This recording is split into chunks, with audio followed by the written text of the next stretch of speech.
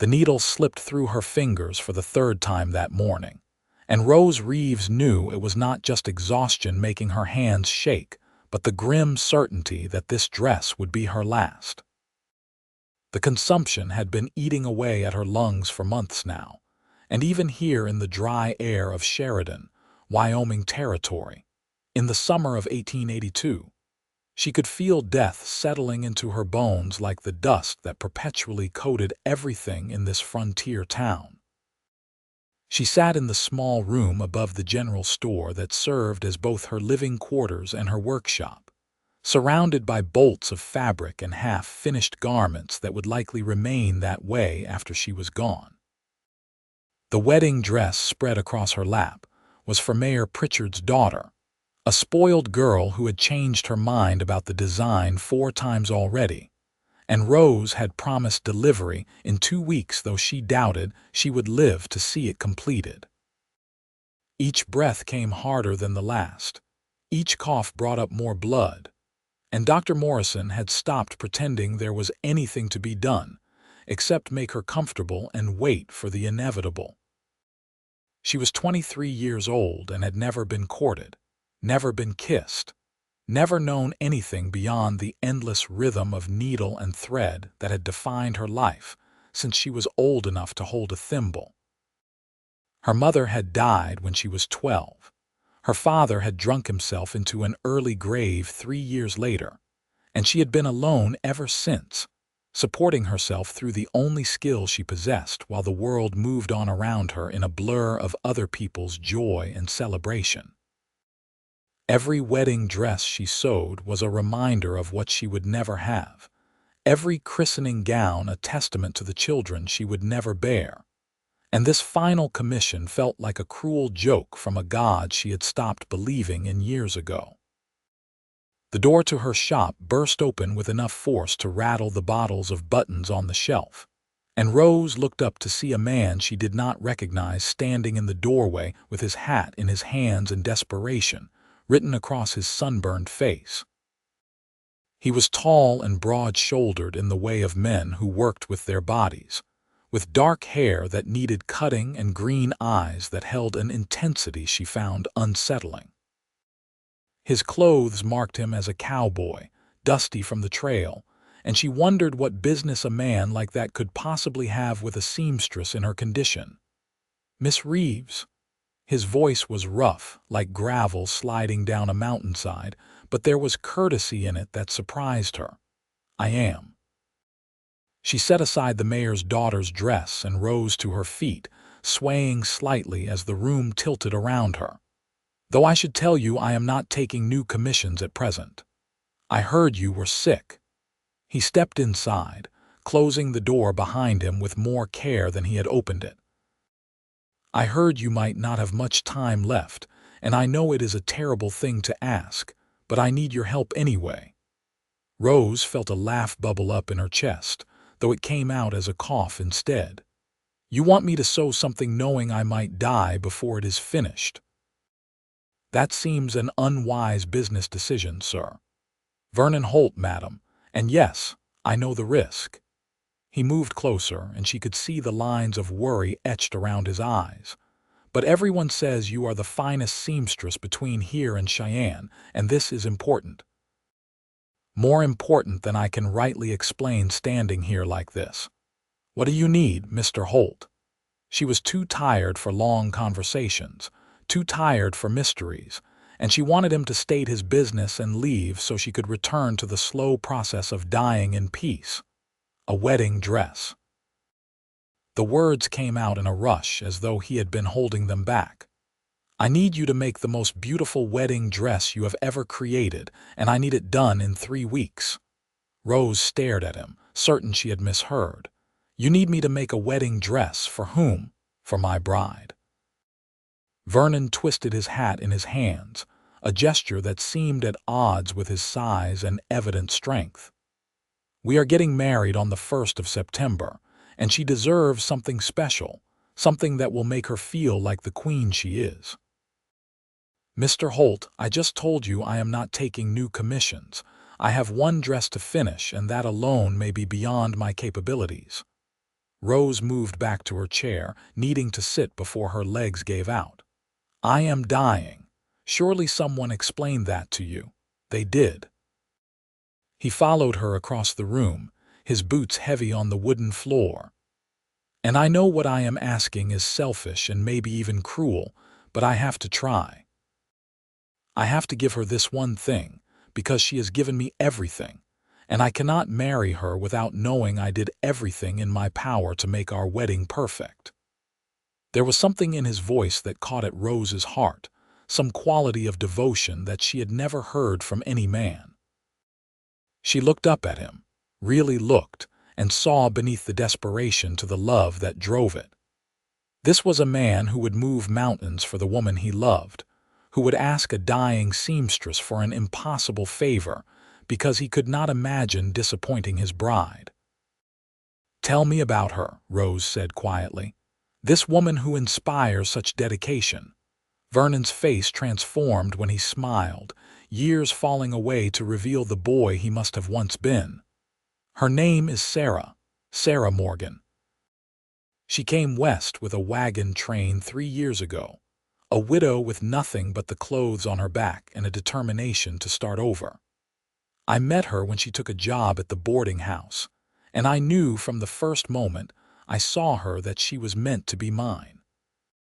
Took me 2 years to convince her to let me court her properly, another year to get her to agree to marry me. She thinks she does not deserve happiness after everything she has been through, but I aim to prove her wrong every day for the rest of my life. Rose felt tears prick at her eyes, an embarrassing show of emotion she had not allowed herself in years. She sounds remarkable. She is. Vernon knelt beside her chair, his eyes level with hers. And I know you do not know me, have no reason to help me, but I am begging you anyway. Make her a dress that will show her how I see her, how beautiful and precious she is. I will pay you anything you ask. I have savings and I will find more if I need to. Just please, Miss Reeves, please help me give Sarah the wedding she deserves. Rose should have said no. The rational part of her mind, the part that understood she had weeks left at best, knew that taking on another commission was foolishness. But something about Vernon Holt's desperate love called to a part of her she thought had died long ago, the part that still believed in romance and devotion, and the kind of love that made a man beg a dying woman for help. What is your budget, Mr. Holt?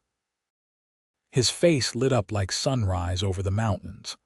I have $300 saved. Will that be enough? It was a fortune, more than Rose had ever charged for a single garment. She could live comfortably for a year on such a sum if she had a year to live. That is more than enough. But I cannot promise I will finish it. You understand that, do you not? I could die tomorrow, next week, and you would be left with nothing. I understand. Vernon reached out as though to take her hand, then seemed to think better of it. But I have to try. And maybe, if you are working on something that matters, something that could bring joy to someone who needs it, maybe that will give you reason to hold on a little longer. I do not think that is how consumption works, Mr. Holt. But even as she said it, Rose felt something shift in her chest that had nothing to do with the disease eating her lungs. For months, she had been waiting to die, drifting through her days with no purpose beyond finishing her obligations. The thought of creating something beautiful one last time, of being part of someone else's happy ending even if she could never have her own, made the world seem a little less gray.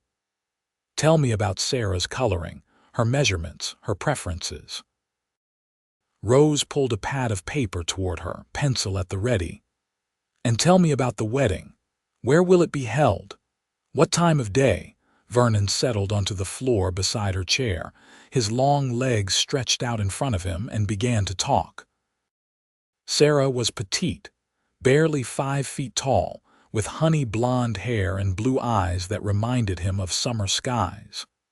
The wedding would be held at the church at noon, with a reception to follow at the community hall.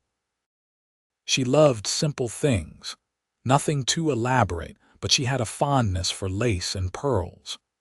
She had been married before in a hasty ceremony at a trading post, wearing a borrowed brown dress, and Vernon wanted this wedding to be everything that one had not been. As he talked, Rose began to sketch, her hands moving with a sureness they had lacked earlier. She saw the dress taking shape in her mind, a vision of ivory silk and delicate lace, with a fitted bodice and a full skirt that would make Sarah feel like a princess. Pearl buttons down the back, lace sleeves that would be cool in the September heat, a neckline that was modest but flattering. It would be beautiful, perhaps the most beautiful thing Rose had ever made, and for the first time in months she felt something like excitement stir in her weary heart. "I will need to take her measurements," Rose said when Vernon finally fell silent. "Can you bring her here tomorrow?" "She does not know about the dress." Vernon looked sheepish. "I want it to be a surprise. She thinks she is going to wear her Sunday dress for the wedding, the blue one she made herself. She is a fair hand with a needle, but nothing like you. Mr. Holt, I cannot make a wedding dress without measurements. Even if you could tell me her height and general size, I need precise numbers to ensure a proper fit." Rose set down her pencil, already anticipating the complications. "Unless you want to tell her about the dress." "No." Vernon shook his head firmly. "I want to see her face when she sees it for the first time. I want that moment of surprise, of joy. There has been too little joy in her life." Rose considered the problem, her mind working through possibilities. "Does she have other dresses I could examine, something that fits her well? If I could take measurements from an existing garment, I could work from that, though it would not be as precise. She has 3 dresses total, and she wears one of them most days." Vernon frowned, thinking. "But she goes to the boarding house every morning at 5 to start breakfast. If I could get you into our room while she is working, you could measure whatever you need. We have a small cabin about a mile outside town, just off the main road. You want me to break into your home to measure your fiancé's dresses?" Rose felt a smile tug at her lips despite herself. "Mr. Holt, you are asking me to be an accomplice in some very strange behavior. I know how it sounds." He had the grace to look embarrassed. "But I do not know another way. Will you help me?" Rose thought about her quiet room, the empty days stretching ahead, the mayor's daughter's dress that filled her with nothing but obligation and resentment. Then she thought about Sarah Morgan, a widow who had lost everything and found love again with this earnest cowboy who wanted to give her the wedding she deserved. She thought about being part of something beautiful one last time, about creating joy instead of simply waiting for death. "I will need help getting there," she said finally. "I am not strong enough to walk that distance anymore." Vernon's face split into a grin that made him look years younger.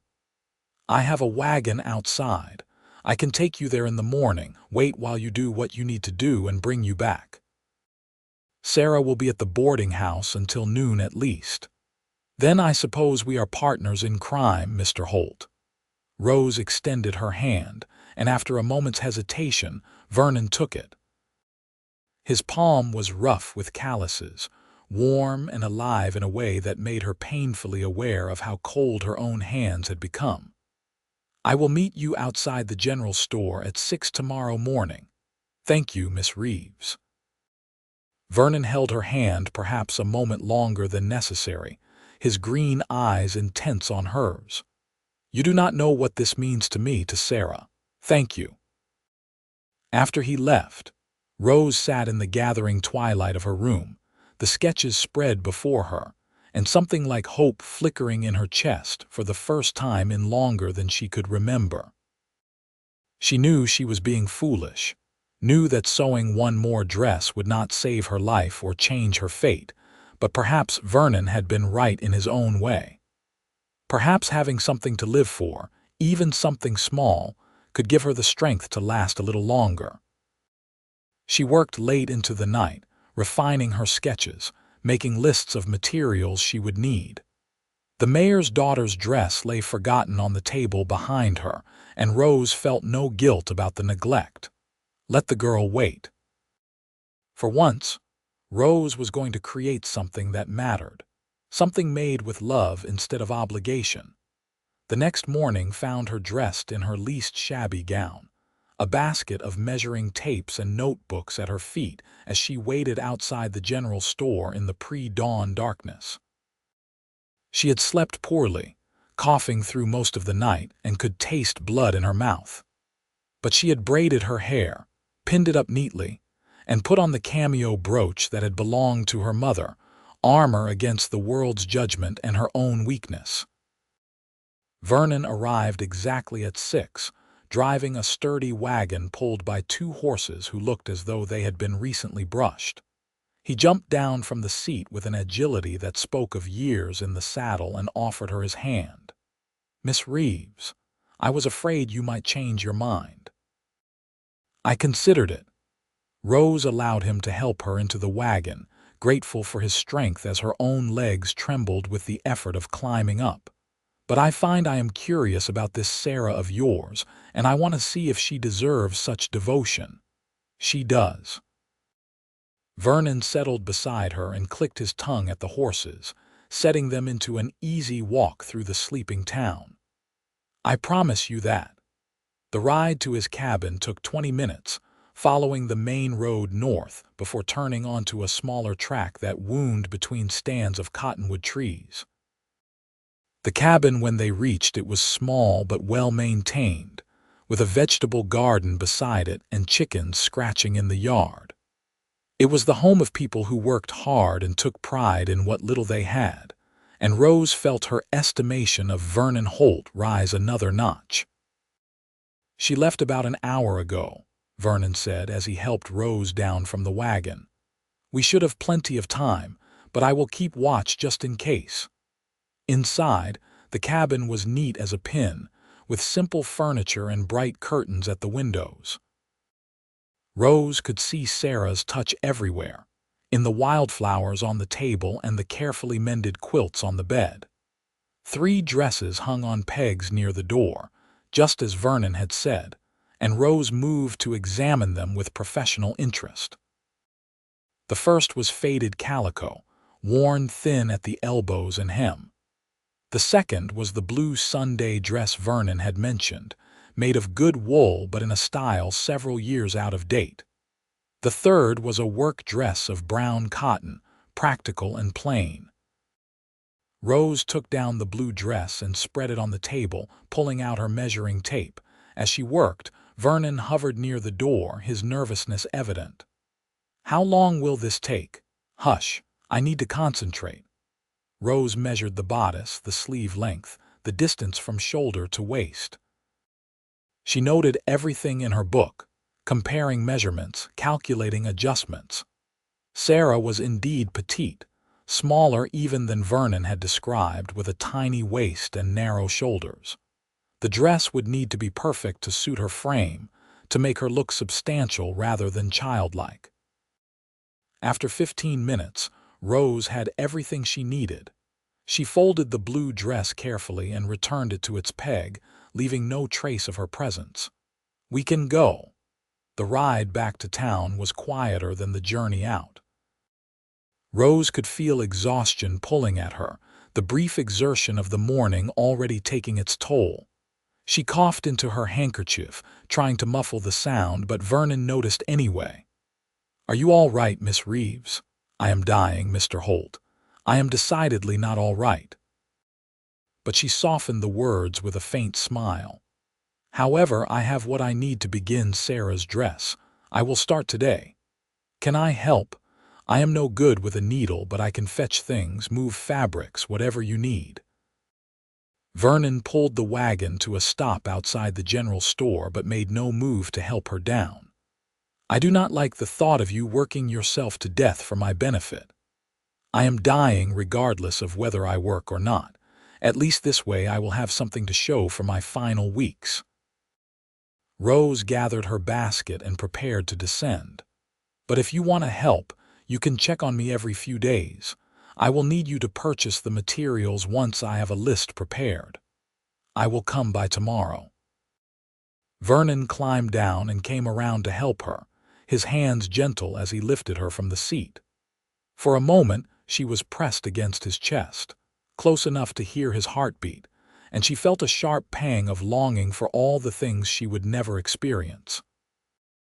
Then her feet were on the ground and he was stepping back, a proper distance between them once more. "Thank you again, Miss Reeves, for doing this, for believing in it. Thank you for giving me something to live for, Mr. Holt." Rose met his eyes, saw the understanding there, and felt something pass between them that had no name. Then she turned and made her slow way up the stairs to her room, already planning the next steps in her mind. She spent the rest of the day sketching final designs and making lists. The silk would need to come from Cheyenne, ordered by telegraph and shipped by rail. The lace could be purchased at the general store below, though she would need to examine their stock to ensure quality. She had pearls in her own supplies, salvaged from previous projects, and thread in every shade imaginable. The challenge would be completing everything before her strength gave out entirely, working through the coughing fits and weakness that plagued her days. Vernon returned the next afternoon with a list of materials from the general store and money for the silk. "I sent the telegram to Cheyenne this morning. They promised delivery within a week." "Good." Rose did not look up from the bodice pieces she was cutting, her scissors moving with practiced precision through the muslin. "I am making a mock-up first, to ensure the proportions are correct. I cannot afford mistakes with silk this expensive. What is that you are working on now?" Vernon moved closer, peering over her shoulder with unabashed curiosity. "Practice pieces. I will sew them together to create a test dress, then adjust the pattern as needed before cutting the actual fabric." Rose set down her scissors and rubbed her tired eyes. "It is a standard process, though more important than usual given that I cannot fit the dress on Sarah directly." "You are amazing, you know that." Vernon's voice was soft with admiration. "The way you just know how to do all this, how to take measurements and numbers and turn them into something beautiful. It is like magic." "It is mathematics and experience, not magic." But Rose felt herself flush with pleasure at the compliment. No one had praised her work in so long, not with genuine appreciation. Though I suppose to someone who works with cattle rather than cloth, it might seem mysterious. "I work with horses, actually."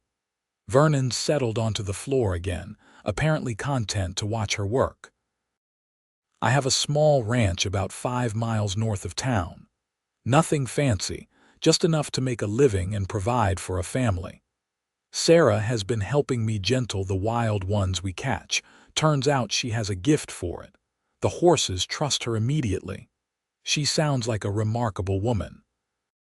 Rose picked up her needle and began basting the muslin pieces together. "You are fortunate to have found her, I know." Vernon was quiet for a moment, then asked, "What about you, Miss Reeves? Has there never been anyone special in your life?" "I am a dying seamstress in a frontier town, Mr. Holt. Romance has not exactly been beating down my door." Rose kept her eyes on her work, not wanting him to see the old pain there. "And please, call me Rose. If we are to be spending time together, we might as well dispense with excessive formality." "Rose." He tried out the name, seeming to like the taste of it. "And you should call me Vernon. Miss Reeves sounds like you are talking to my grandmother." "Very well, Vernon." She tied off a thread and reached for her scissors. "Now tell me more about this wedding. What flowers will Sarah carry? What colors will the church be decorated in? I need to ensure the dress complements everything else." They fell into an easy conversation, Vernon describing his plans while Rose worked. The mayor had agreed to let them use the church for free, a rare act of charity. Sarah's friend Emma, who worked at the boarding house with her, was making the cake. The local saloon owner, a surprisingly cultured man named Thomas Riley, had offered to play piano during the ceremony. It would be a simple affair, but filled with love and community support. As Vernon talked, Rose found herself relaxing in a way she had not in years. There was something calming about his presence, something that made her room feel less lonely. He did not treat her like an invalid or a charity case, did not speak to her with the careful pity she had come to expect from others. He talked to her like a person, like someone whose opinions mattered, and she realized how much she had missed simple human connection. Over the next week, Vernon came by every afternoon, always with some excuse about checking on the dress or bringing supplies, but Rose suspected he simply enjoyed the company. She began to look forward to his visits, to the sound of his boots on the stairs, and his cheerful greeting as he entered her workshop. They talked about everything and nothing, his childhood in Missouri, her memories of learning to sew at her mother's knee, the challenges of building a life on the frontier. The silk arrived from Cheyenne on a Tuesday, 6 yards of ivory perfection that made Rose gasp when she unwrapped it. She spread it across her cutting table with reverent hands, already seeing the finished dress in her mind. This was the finest fabric she had ever worked with, and she was determined to do it justice. "It is beautiful," Vernon breathed, standing beside her. "Sarah will look like an angel. She will look like a bride." Rose pulled out her perfected pattern pieces, laying them carefully on the silk. "Now I need absolute silence. Cutting is the most critical step, and I cannot afford errors." Vernon retreated to his usual spot on the floor, content to watch as she worked. The scissors sliced through silk like butter, each cut precise and deliberate. Rose's hands shook occasionally, but she waited out the tremors, refusing to risk the fabric. It took 3 hours to cut all the pieces, and by the end she was exhausted, but satisfaction sang through her veins. It was perfect. It would all be perfect. The next phase was assembly, and Rose threw herself into the work with a focus that bordered on obsession. She sewed the seams by hand, tiny invisible stitches that would ensure the dress lasted for years. The bodice came together first, fitted and boned, with a sweetheart neckline that would flatter Sarah's small frame. Then the sleeves, long and fitted with lace overlays that Rose had spent days cutting and applying. The skirt was full, with layers of silk that would rustle when Sarah walked, making her feel feminine and special. Through it all, Vernon was a constant presence. He brought her meals from the boarding house, always including something from Sarah, though she did not know who it was for. He ran errands, fetched water, and once, when Rose could not stop coughing, he held her while she struggled for breath, his arms strong and steady around her. She should have been embarrassed, but instead she felt only grateful for his quiet strength. "Why are you doing this?" she asked him one afternoon, 2 weeks into the project. The dress was nearly complete, lacking only the final details and finishing touches. "You have what you came for. The dress will be done in time. Why do you keep coming back?" Vernon was quiet for a long time, staring at his hands. "Because you are alone," he said finally. "Because no one should have to face what you are facing without a friend, and I think maybe we have become friends, you and I." "Friends." Rose tested the word, found it both strange and comforting. "Yes, I suppose we have." "And maybe," Vernon continued, his voice careful, "maybe I keep coming back because being here talking with you reminds me why I am marrying Sarah. You understand what it means to create something beautiful, to put love into your work. You understand devotion in a way most people do not." "I understand loneliness," Rose said softly. "And I understand what it means to watch life pass by without ever really living it. Do not take Sarah for granted, Vernon. Love her every day like it is your last, because someday it will be." "I will." Vernon reached out and took her hand, a gesture that had become familiar between them. "I promise you that." The mayor's daughter's dress still sat unfinished on the back table, a monument to Rose's neglect. 3 days before the wedding, Mayor Pritchard himself came storming up the stairs, his face red with indignation. "Miss Reeves, my daughter's wedding is in 1 week, and you promised the dress would be ready. She went by the dressmaker in the next town, and they told her you have been working on another commission instead of finishing hers." Rose set down her needle, too tired to even pretend contrition. "I apologize, Mayor Pritchard. I have been unwell, as you know." Unwell is no excuse for taking money under false pretenses. The mayor's eyes fell on Sarah's nearly completed dress, and his face grew even redder. "You have been working on someone else's dress while ignoring my daughter. I want a refund immediately, and you can be certain I will tell everyone in town about your unprofessional behavior." "I will finish your daughter's dress," Rose said, though even as she spoke the words she knew she would not live to see it completed. "You have my word. Your word is worthless." The mayor turned and stormed toward the stairs, pausing at the door to deliver a final salvo. "I will see to it that no one in this town ever hires you again, Miss Reeves. You can die in poverty for all I care." The words hit harder than they should have, perhaps because Rose knew he was right. She had neglected a paying commission for the sake of a romantic gesture, had let herself be swept up in Vernon's love story instead of tending to her obligations. She sat frozen in her chair, staring at the beautiful dress that had consumed her final days, and wondered if she had made a terrible mistake. Vernon found her that way an hour later, still sitting in the gathering darkness with tears drying on her cheeks. He took one look at her face and crossed the room in 3 long strides, kneeling beside her chair. "What happened? Are you in pain?" "I ruined everything." Rose gestured helplessly at the mayor's daughter's dress. "I was supposed to finish that before your commission. I took her money. And now the mayor has sworn to destroy what is left of my reputation, and I cannot even defend myself because he is right. I have been unprofessional and irresponsible, and all for a dress that will be worn once by a woman I have never even met." "Rose." Vernon took her hands, his grip warm and grounding. "Look at me, please." She forced herself to meet his eyes, expecting to see disappointment or anger. Instead, she found only concern and something else she could not quite name. "You are not dying in poverty," Vernon said firmly.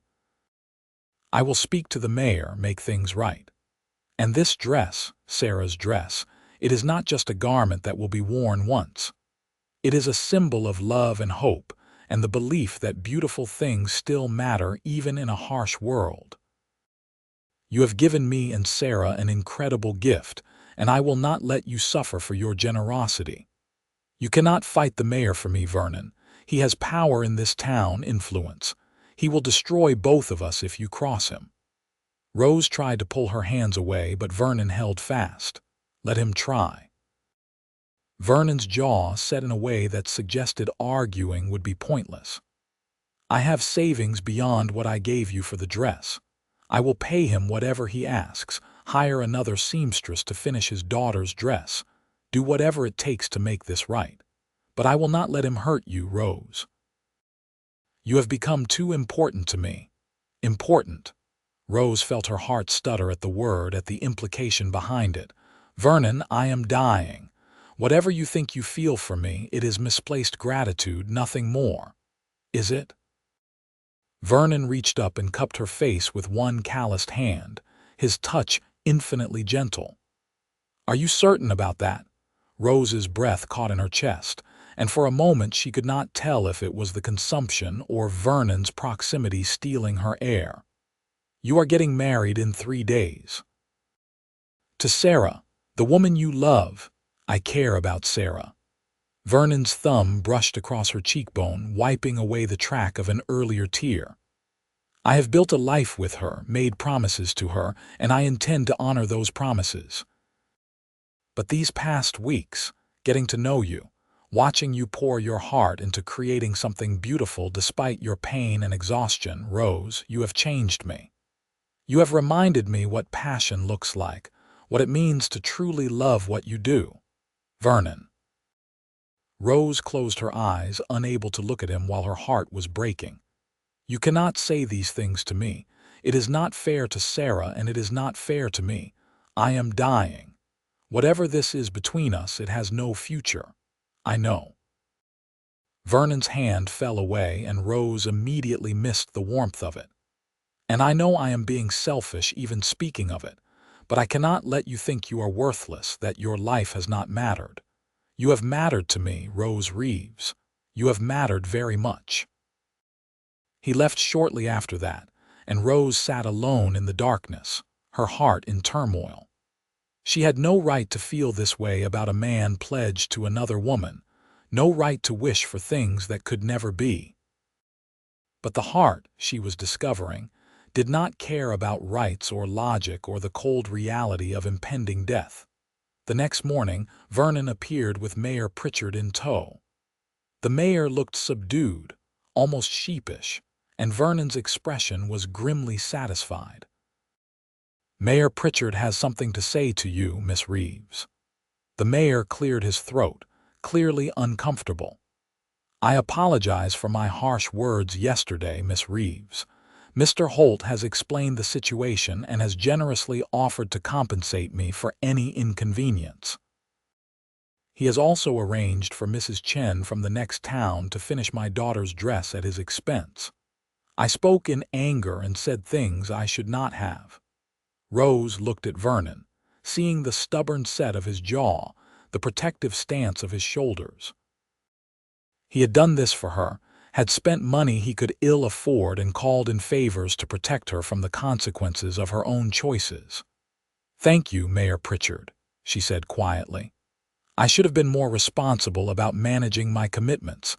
Please give my apologies to your daughter." After the mayor left, Rose turned to Vernon. "You should not have done that. How much did it cost you?" "It does not matter." Vernon would not meet her eyes. "I could not let him hurt you." "Vernon." Rose waited until he looked at her. "Thank you. But you must understand, I cannot be the reason you have doubts about your wedding. Sarah deserves better than a husband whose heart is divided." "My heart is not divided." Vernon's voice was firm, but Rose could see the uncertainty in his eyes. "I am marrying Sarah in 2 days, and I will be a good husband to her. What I feel for you, Rose, it is something different, something outside the normal bounds of these things. It is called caring for someone who is dying," Rose said gently. "It is a natural human response, Vernon. But it is not love, and it is not worth jeopardizing your future. You do not get to tell me what I feel." There was heat in Vernon's voice now, frustration breaking through his usual calm. "You do not get to dismiss this, us, whatever this is, just because it is inconvenient or complicated. There is no us." Rose forced the words out, each one cutting her throat like glass. "There is a dying woman who made a dress for your bride, and that is all there can ever be. Go home to Sarah, Vernon. Love her the way she deserves, and let me finish my work in peace." Vernon stared at her for a long moment, emotions warring across his face. Then he turned and walked out without another word, his boots heavy on the stairs. Rose waited until she heard the door slam below before she let herself cry, great racking sobs that turned into coughing fits and left her gasping on the floor. She had done the right thing, the only thing, but it hurt more than she had imagined possible. For a few brief weeks, she had felt alive again, had felt like someone's days were brightened by her presence. Now she was alone again, as she had always been, as she would be until death finally claimed her. She pulled herself to her feet and approached Sarah's dress, hanging on the dressmaker's form in the corner. It was breathtaking, every stitch perfect, every detail exactly as she had envisioned. The ivory silk glowed in the afternoon light. The lace overlay like frost on a window, the pearl buttons tiny works of art down the back. It was the finest thing she had ever made, and tomorrow she would pack it carefully and have it delivered to Vernon's cabin, and that would be the end of her involvement in their lives. But that night, as Rose sat in her darkened room trying to sleep through the pain in her chest, she heard footsteps on the stairs. The door opened without a knock, and Vernon stood silhouetted in the doorway with moonlight behind him. "I cannot do it," he said without preamble. "I have been walking for hours, thinking, and I cannot do it." "Cannot do what?" Rose's voice was rough with pain and exhaustion. "I cannot marry Sarah." Vernon stepped inside, closing the door behind him. "Not feeling the way I do about you. It would not be fair to her, would not be honest." "Vernon, no." Rose tried to sit up, gasping as the movement sent pain lancing through her chest. "You cannot throw away your future because of a dying woman. That is madness." "Is it?" Vernon crossed to her side, kneeling beside the narrow bed where she lay. "Or is it madness to marry one woman while thinking about another? Sarah deserves someone who loves her completely, without reservation, and I cannot give her that anymore. These past weeks with you have shown me what real connection feels like, what it means to meet someone whose mind and heart call to yours. I am dying, Vernon." Rose reached out and touched his face, her hand trembling. "What future could we possibly have? A few weeks, a month at most. You would give up a life with Sarah, children, a family for that?" "Yes." Vernon turned his head and pressed a kiss to her palm, the gesture so tender that Rose felt her resolve crumbling. "Because a few weeks truly living, truly loving someone with all of me, is worth more than a lifetime of settling. I have been settling for so long, Rose. With Sarah, with my work, with everything. And then you came into my life, literally dying, but more alive than anyone I have ever met. I cannot walk away from that. What will you tell Sarah?" Rose's voice broke on the question. "The truth." Vernon climbed onto the bed beside her, carefully arranging her so her head rested on his shoulder. "That I care for her, but I do not love her the way a husband should. That I met someone who changed everything, and I cannot in good conscience marry her feeling as I do. It will hurt her, and I hate that, but it would hurt her more to discover this after we were married. She will hate me." Rose felt tears sliding down her cheeks to soak into Vernon's shirt. "The whole town will think I am a home wrecker, a dying woman who seduced an engaged man out of spite or loneliness. Let them think what they want." Vernon's arms tightened around her, careful of her fragile frame. "I do not care about gossip or reputation. I care about you, Rose. And I want to spend whatever time you have left making you happy, giving you all the things you thought you would never have." "This is foolish," Rose whispered, but she was already curling into his warmth, already letting herself imagine what it would be like to be loved by Vernon Holt. Probably. Vernon pressed a kiss to the top of her head. "But I have been practical and sensible my whole life, and where has it gotten me? Let me be foolish, Rose. Let me love you." They lay together in the darkness, Rose's ragged breathing the only sound in the quiet room. She knew she should send him away, knew this could only end in heartbreak for everyone involved. But she was so tired of being alone, so tired of being brave, and Vernon's presence was like a beacon in the darkness that had swallowed her life. "What do you need from me?" Vernon asked after a long silence. "Tell me how to make this easier. Just stay." Rose's voice was barely a whisper. "Tonight, just stay with me. We can face tomorrow when it comes." Vernon held her through the night, his body warm and solid against hers as she drifted in and out of fitful sleep. When dawn came, pale light creeping through the windows, Rose woke to find him watching her with an expression so tender it made her heart ache. "Good morning," he said softly. "How do you feel?" "Like death." but Rose managed a weak smile, which is not particularly unusual these days. I need to go talk to Sarah. Vernon brushed a strand of hair from Rose's face. Will you be all right here alone? I have been alone for years, Vernon. I think I can manage a few hours. Rose caught his hand, held it against her cheek. Are you certain about this? There is still time to change your mind. I have never been more certain of anything in my life. Vernon leaned down and pressed a gentle kiss to her forehead. I will be back as soon as I can. After he left, Rose dragged herself from bed and made her way to the wash basin in the corner. Her reflection in the small mirror was shocking. All sharp angles and hollow eyes, skin so pale it was nearly translucent.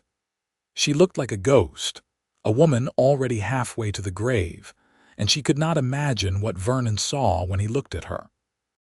But perhaps that was the gift of love, she thought as she braided her hair with shaking hands. Perhaps love let you see past the physical to the soul beneath, to the person someone truly was rather than the dying shell they inhabited. Perhaps Vernon saw in her what she had once been, what she still was in her heart despite the ravages of disease. The morning passed slowly, each minute dragging by as Rose waited for Vernon's return. She tried to work on some mending, but her hands were too unsteady, her mind too scattered. Finally, around noon, she heard his boots on the stairs, but when the door opened, it was not Vernon who entered. Sarah Morgan was smaller than Rose had imagined, barely 5 feet tall as Vernon had said, with honey blonde hair pulled back in a simple bun and blue eyes that were red-rimmed from crying. She stood in the doorway, clutching the ivory silk dress in her arms, and stared at Rose with an expression of mingled hurt and anger. You are the seamstress, Sarah said, her voice steady despite the tears on her cheeks. Rose Reeves. I am. Rose set aside her mending, her heart hammering. Please, come in. Vernon told me everything. Sarah entered the room slowly, as though navigating a minefield. He told me he cannot marry me because he has fallen in love with you. He told me you made this dress, that it was supposed to be a surprise. She held up the gown, the silk shimmering in the afternoon light. It is beautiful, the most beautiful thing I have ever seen. I am sorry. Rose did not know what else to say. I never meant for any of this to happen. Did you not? Sarah's voice was sharp now, anger breaking through. You let an engaged man visit you every day for weeks. You took his money, his time, his attention, and you never once thought about how that might affect his feelings. No, Rose said honestly. I did not think a man like Vernon could feel anything for a dying woman like me. I thought he was simply being kind, being a friend to someone who had none. Vernon is nothing if not kind. Sarah set the dress carefully over the back of a chair, her movements precise and controlled. That is one of the things I loved about him. He sees someone in need and he cannot help but try to fix it. That is all this is, you know. You are dying and he wants to save you. He thinks love can somehow keep you alive. I know. Rose met Sarah's eyes steadily. And I have told him as much. I do not want to take him from you, Sarah. You have built a life together. You have plans, a future. I have nothing to offer him but grief. Then why did you let it get this far? Sarah's voice broke, tears spilling over again. Why did you not send him away when you saw what was happening? Because I was lonely, Rose whispered. Because for the first time in years, someone looked at me and saw a person instead of an invalid. Because he made me feel alive again, even though I am dying. I was selfish, and I am sorry. Sarah was quiet for a long moment, studying Rose with an intensity that made her want to squirm. Then she moved closer, taking in the details of Rose's appearance, the hollows in her cheeks and the blue tinge to her lips. You really are dying, Sarah said, as though only now truly believing it. The doctor thinks you have weeks at best, if that. Rose coughed, tasting blood. I am sorry, Sarah, for all of it. Sarah sank into the chair beside Rose, suddenly looking exhausted. I should hate you, I want to hate you. But how can I hate someone who is already suffering more than I can imagine? You could try. Rose attempted a weak smile. I would understand. Vernon says he wants to spend your remaining time with you, to give you the love and companionship you have never had. Sarah's voice was carefully neutral. He offered to give me the ranch, his savings, everything he owns as compensation for breaking our engagement. You should take it, Rose said immediately. You deserve that and more for what we have done to you. I do not want his ranch or his money. Sarah's hands twisted in her lap. I wanted a husband who loved me, a family, a future. I wanted all the things I lost when my first husband died. And I thought Vernon and I could build that together. You still can. Rose reached out and took Sarah's hand, ignoring the way the other woman flinched. Not with Vernon, perhaps, but with someone. You are young and capable and kind. You will find love again, real love, with someone whose whole heart belongs to you. And you think Vernon's whole heart belongs to you? Sarah's question was sharp, probing. No, Rose said honestly. I think part of his heart will always belong to the life he imagined having with you. But I also think, for whatever reason, he has chosen me. And I am selfish enough, weak enough to accept that choice even though I know it hurts you. Sarah was quiet for a long time, staring at their joined hands. When she finally spoke, her voice was soft. He asked me to keep the dress. Said you made it with love and it would be a shame to waste it. But I cannot imagine ever wearing it, cannot imagine marrying anyone else with that kind of hope and joy. Then sell it, Rose suggested. Use the money to start over somewhere new, somewhere without memories of Vernon and broken promises. Maybe. Sarah pulled her hand away and stood, moving to the window. Vernon is waiting downstairs. He wanted to give us time to talk, woman to woman. He thinks perhaps you can help me understand why he is doing this. I cannot. Rose felt tears prick at her eyes. Because I do not understand it myself. All I know is that he has given me a gift beyond price, the knowledge that I was worthy of love even at the end. And I will carry that with me into whatever comes next. You really do love him. It was not a question. Sarah turned from the window, her expression unreadable. Even knowing you cannot have a future together, even knowing it will end in grief, you love him. Yes. Rose met her eyes steadily. I do. And if you asked me to send him back to you to tell him I do not want him, I would do it, because I owe you that much at least. Would he go? Sarah's smile was bitter. Even if you sent him away, I do not know. Rose coughed again, the sound harsh in the quiet room. But I would try if you asked. Sarah studied her for another long moment, then shook her head. No, I will not ask that of you. Vernon has made his choice, and I will not beg for scraps of affection from a man whose heart belongs elsewhere. But I want you to understand something, Rose Reeves. What is that? When you die, and you will die soon, Vernon will grieve. He will blame himself for not saving you, for not being enough, and that grief will shape the rest of his life. Sarah's voice was hard now, her tears gone. I hope whatever time you have together is worth that price. For both of you. She left without another word, and Rose sat frozen in her chair, Sarah's warning echoing in her mind. She had not thought beyond the immediate future, beyond the gift of Vernon's love and presence. She had not considered what her death would do to him, how it would mark him. But Sarah was right. Vernon would carry this grief forever, would always wonder if he could have done something different, something more. Rose was still wrestling with these thoughts when Vernon finally came upstairs, his face lined with worry. Sarah found you. I tried to stop her, but she was determined. She had every right to speak with me. Rose gestured for him to sit. Vernon, are you certain about this? Sarah says you will grieve terribly when I die, that it will haunt you. Is that really worth a few weeks of happiness? Yes.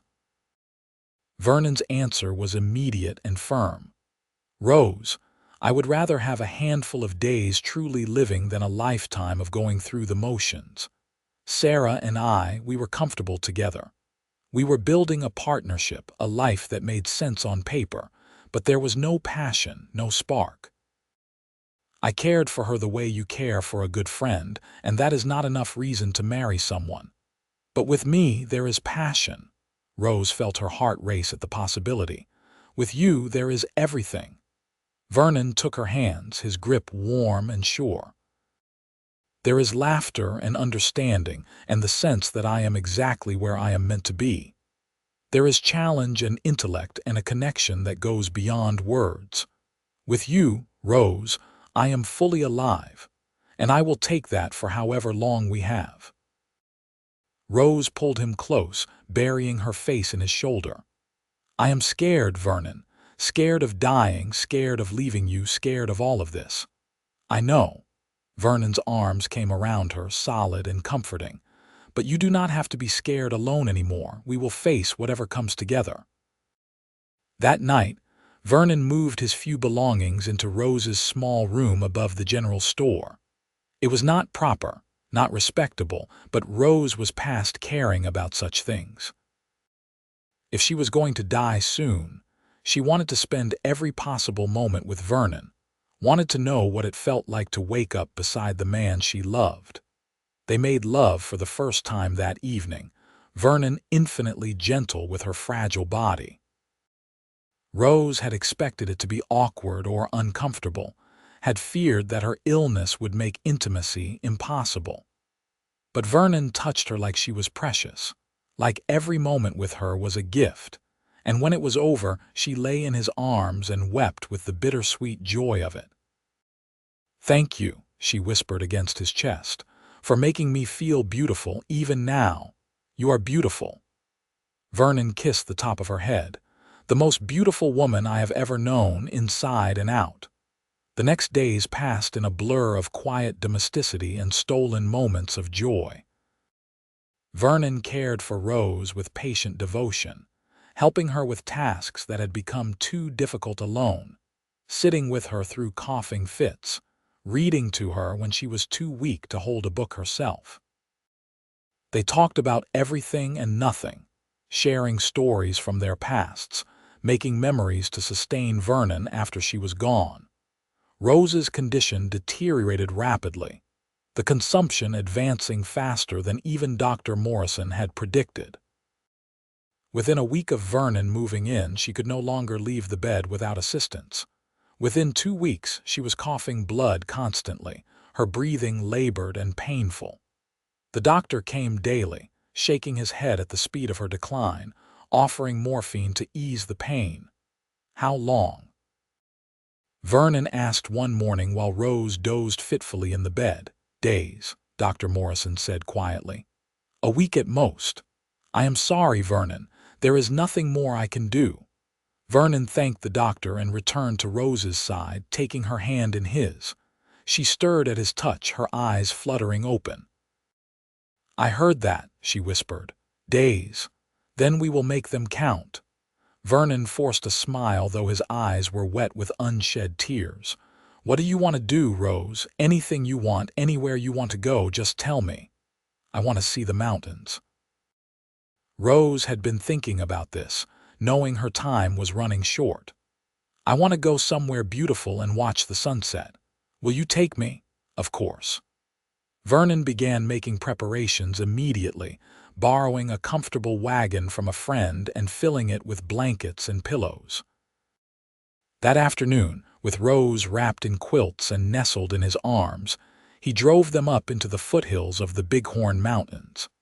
They stopped in a meadow filled with wildflowers, the mountains rising blue and magnificent in the distance. Vernon carried Rose from the wagon and settled her against his chest, both of them watching as the sun began its slow descent toward the horizon. It is beautiful, Rose breathed, her voice barely audible. Thank you for bringing me here. Thank you for letting me love you, Vernon replied, his arms tightening around her. Thank you for showing me what it means to truly live. They sat together as the sky turned gold and pink and purple as the first stars emerged overhead. Rose's breathing grew shallower, more labored, and Vernon held her close, whispering words of love and comfort against her hair. "Vernon," Rose said as the last light faded from the sky, "I need to tell you something." "What is it, love? Do not let this destroy you." Rose turned her head to look up at him, her eyes fever-bright in the darkness. "Promise me that when I am gone, you will find a way to be happy again. You will find someone to love, have a family, build the life you deserve." "Rose." Vernon's voice broke on her name. "Promise me," Rose insisted, using what little strength she had left. "I cannot die peacefully unless I know you will be all right." "I promise," Vernon whispered, though they both knew it was a lie, a comfort for her final moments. "I promise, Rose." Rose smiled, satisfied, and let her eyes drift closed. "I love you, Vernon Holt. Thank you for giving me this, for making my last days matter." "I love you, Rose Reeves." Vernon pressed a kiss to her forehead, her cheek, her lips. "You have always mattered. You will always matter." She took 3 more breaths, each one softer than the last, and then she was gone, her body going still in Vernon's arms. He sat there in the darkness, holding her as the stars wheeled overhead and the night grew cold around them. When dawn came, Vernon carefully wrapped Rose in the quilts and carried her back to the wagon. He drove her body back to town, made arrangements with the preacher for a burial in the small cemetery on the hill. She was laid to rest 2 days later with Vernon the only mourner standing by her grave. In the weeks that followed, Vernon discovered Rose had been working on something in secret during those final days. Hidden in a drawer in her workshop, wrapped in paper and tied with ribbon, was a man's shirt of fine linen with his initials embroidered on the cuff.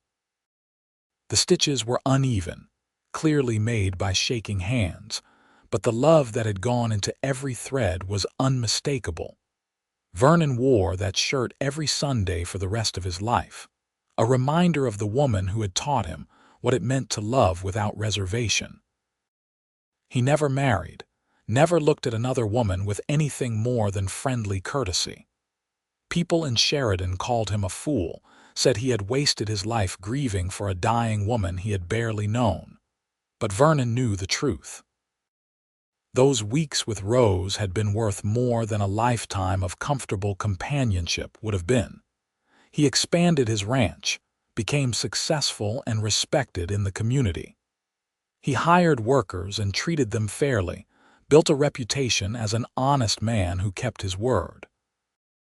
But his house remained small, just 2 rooms, because he had no one to share it with and no desire to fill the emptiness with possessions.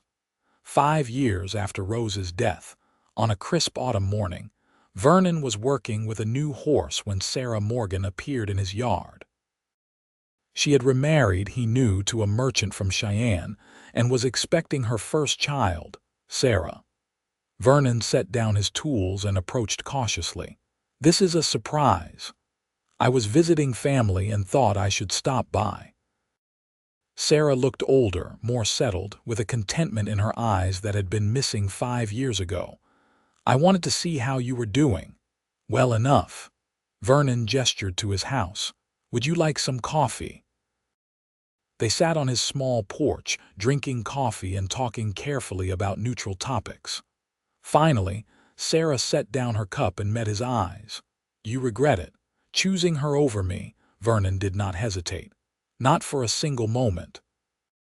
Sarah nodded slowly, as though this confirmed something she had suspected. "I was angry with you for years, Vernon. Angry and hurt and certain you had made the biggest mistake of your life. But watching you just now, seeing you work with that horse, I realized something." "What is that?" "You are not the same man you were 5 years ago." Sarah's voice was gentle. That Vernon was kind but cautious, always playing it safe, never taking risks.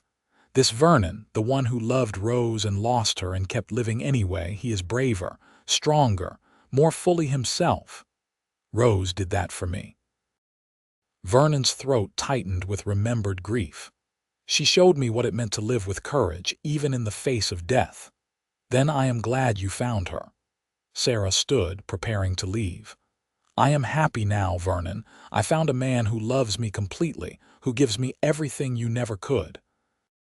And I hope someday you find peace with what happened. I have peace. Vernon stood as well, walking her to her wagon.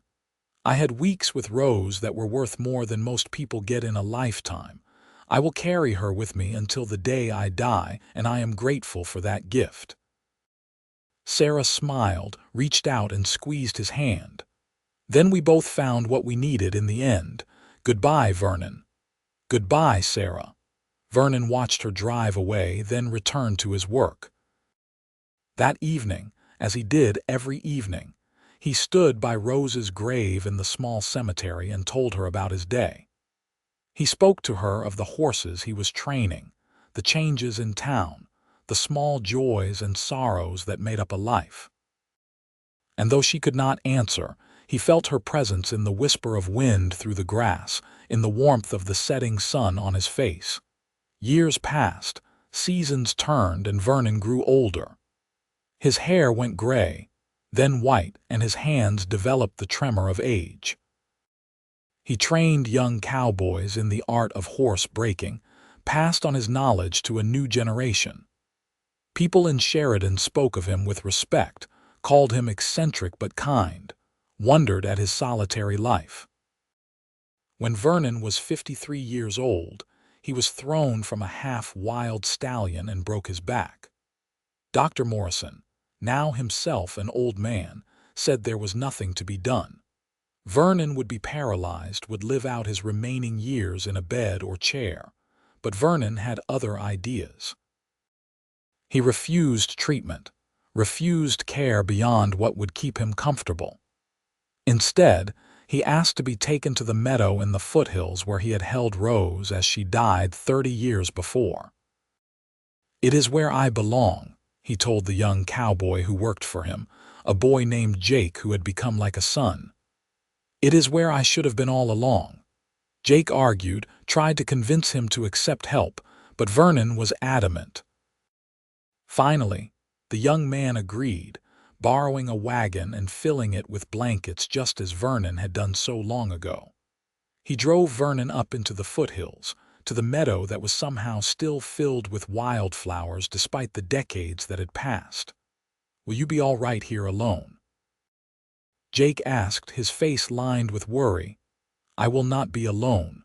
Vernon smiled, his eyes on the mountains in the distance. "Thank you, Jake, for everything. The ranch is yours now, everything I have. Use it well." Jake left reluctantly, promising to return in a few hours.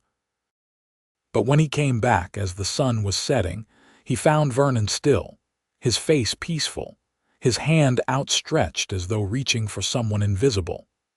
They buried Vernon beside Rose in the cemetery on the hill, 2 small headstones side by side.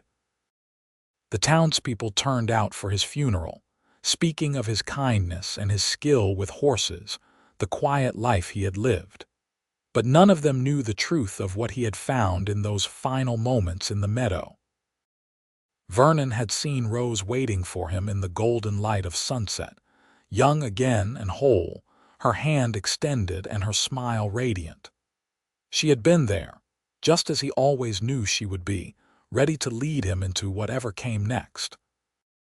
And as his breath failed and his heart stilled, Vernon had reached for her with joy, finally able to hold her again after 30 years apart. In Sheridan, Wyoming, there is still a small cemetery on a hill overlooking the town.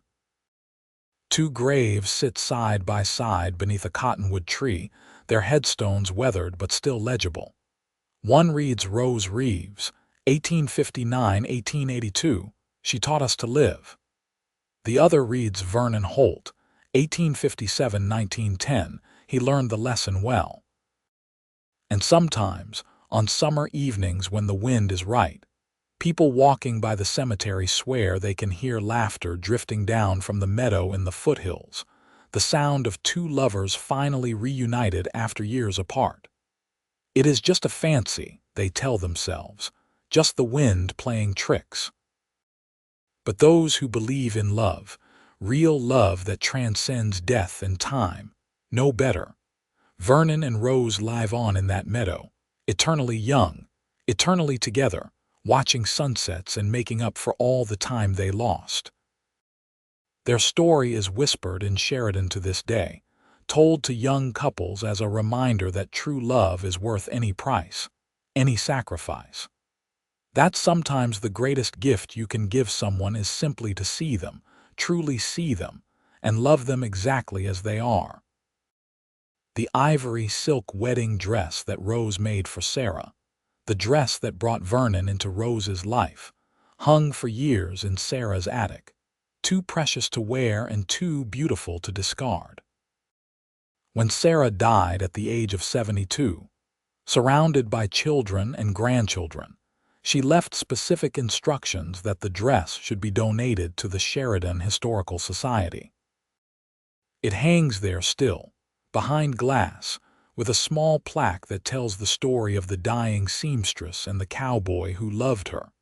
Young women come from miles around to see it, to marvel at the tiny perfect stitches and the love that went into every thread. They ask about Rose and Vernon, want to know if the story is true, if such love really existed. The curator, a romantic woman with silver in her hair, always smiles and says the same thing. Look at the dress. Really look at it. Every stitch tells the story of love that would not be denied, even by death itself. What more proof do you need? And the women look, and they see, and they carry the story back to their own lives. They tell their daughters and their daughters' daughters about the seamstress who was hemming her final dress when a cowboy commissioned a wedding gown and gave her hope. They speak of how that hope transformed into love, and that love sustained Vernon for the rest of his days. In this way, Rose and Vernon's story lives on, passed down through generations in Sheridan and beyond. Their love became legend, their courage an inspiration, their brief time together a testament to the power of connection and the human capacity for devotion in the face of impossible odds. And perhaps that is the real gift they gave the world, not just to each other but to everyone who hears their story. The reminder that love is not measured in years but in depth, in presence, in the willingness to open your heart even when you know it will break. Vernon gave Rose the one thing she had never had, the knowledge that she was worthy of love, that her life mattered. Rose gave Vernon the courage to follow his heart, to choose passion over comfort, to live authentically even when it cost him everything. They were together for only a few weeks, but those weeks echoed through the rest of Vernon's life and beyond, shaping him into the man he became, influencing everyone he met. And in the end, when death finally claimed him in that meadow filled with wildflowers, he went with joy because he knew Rose was waiting, knew that their story was not over but merely paused. Somewhere beyond the veil, in whatever comes after this life, Vernon and Rose are together still, their love unbroken by time or distance or death. They dance in meadows under eternal sunsets, they laugh and hold each other close, and they know with absolute certainty what the rest of us only hope for in our deepest hearts. Love, real love, never dies. It transforms, it endures, it transcends. And sometimes, if you are very lucky, you get to experience it even for the briefest moment. Vernon and Rose were lucky. They found each other against all odds, loved each other with everything they had, and proved that hope can bloom even in the darkest places. Their story ends not with grief or loss but with reunion and joy, with the promise that love always finds a way. And that, in the end, is the only ending worth having.